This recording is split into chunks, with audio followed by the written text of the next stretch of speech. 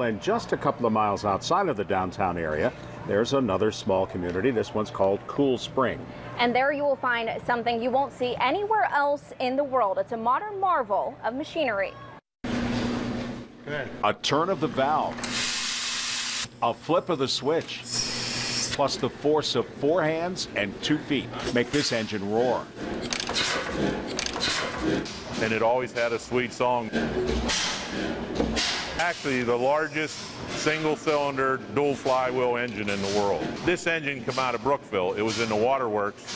It pumped municipal water from the water plant down next to the creek up to the water tank at the top of the hill to supply Brookville. It was installed in 1925. It was the primary pump up to the mid-40s. It would pump 1.5 million gallons in a 24-hour period. And it's also the pride and joy of the place, too.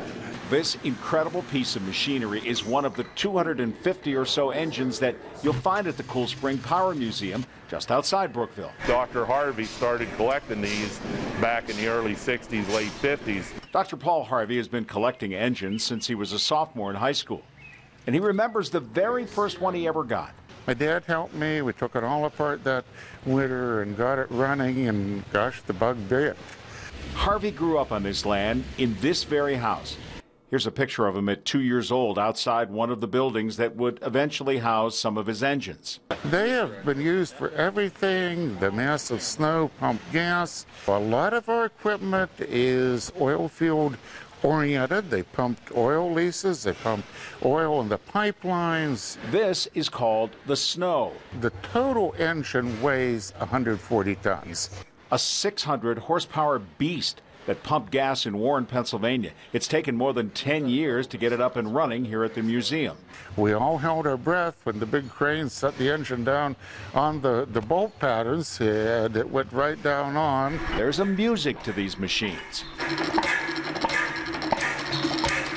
A perfect orchestration of air, oil, and flame, not to mention the people who make it all work. The guys that you work with are tremendous. The guys that volunteer here, we just have a good time. I know it seems like a lot of dirty work. Every June, the museum puts on a show. People travel from out of the country to come here to see these engines at work.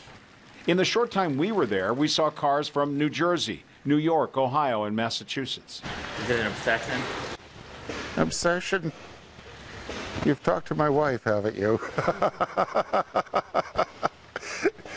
You're absolutely right.